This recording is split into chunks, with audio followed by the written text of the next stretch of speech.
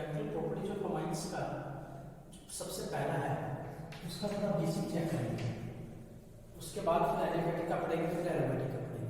Amines का basic nature, तो basic nature of amines, amines basic nature show करता है, क्यों करता है ये हमें जानना है। इसके बाद हम पढ़ेंगे इसका dissociation constant of base means Kb और पीकेबी वैल्यू। ओके, तो बेसिक नेचर ऑफ अमाइंस में क्या होता है कि आपका जो अमाइंस है, आपका जो अमाइंस है यस, ठीक है ना, उसको जब वाटर में डाला जाता है, ओके, तो वो क्या करता है,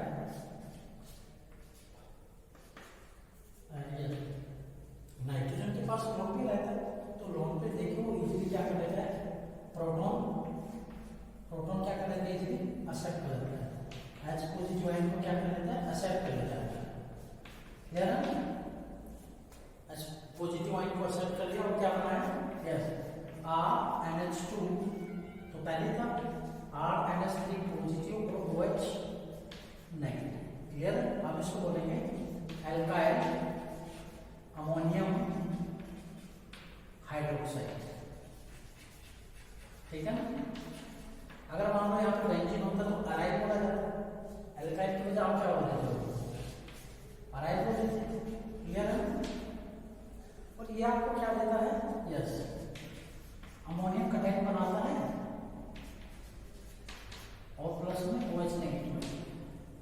क्लियर है, ये चीज मतलब क्या है कि ये अमोनियम कटाइन बनाता है, पॉजिटिव आयन एक्सेप्ट कर लेता है। तो हम ये कहेंगे कि जो अमाइंस है ये बेस है, कौन से बेस है, OH नेगेटिव आयन तो इन्होंने नहीं दिया, वाटर वाला OH नेगेटिव आयन बेस तो है ये ब्रोंस्टिक बेस है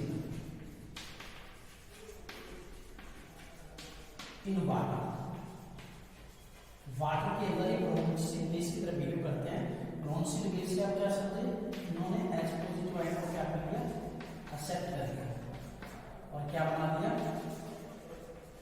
अमोनियम कटाइन बना दिया। क्लियर है, क्या बना दिया, अमोनियम कटाइन। क्लियर, और हम ये कह देते हैं कि due to presence of hydroxide ion in aqueous solution of amines,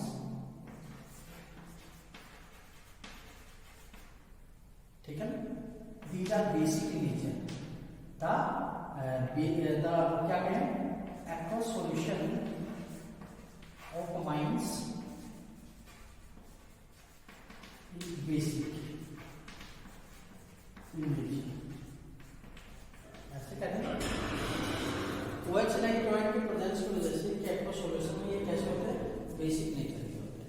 और हम OH नेगेटिव आयन प्रेजेंस है इसका डिटेक्शन कैसे करते हैं, means detection of OH negative ion क्या करते हैं, हम उसके सॉल्यूशन के अंदर, अमाइंस के सॉल्यूशन के अंदर या तो एल्यूमिनियम क्लोराइड डाल देते हैं या फेरिक क्लोराइड डाल देते हैं। क्लियर, जब आप डालेंगे तो OH नेगेटिव आयन जो वो इनके साथ रिएक्ट करेंगे।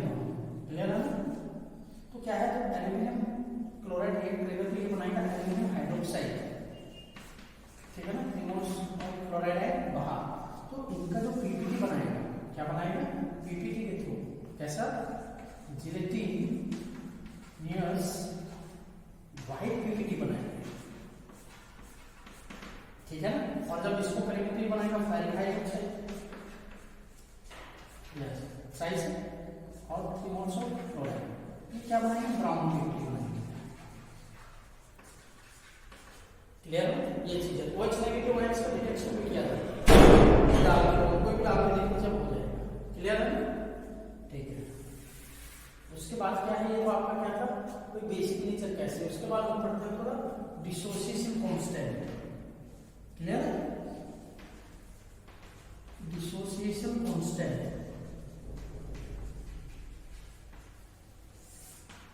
क्लियर, इसका बेस का, तो जैसे क्या है कि भाई ये आपका है जो RNH2, जब आपने वाटर के अंदर डाला तो डायरेक्ट क्या होगा, डायरेक्ट कितना होगा, ये बना आपका ammonium cation OH negative ions, ठीक है ना। तो इनके बीच में क्या बनता है, इक्विलिब्रियम सेटअप होता है,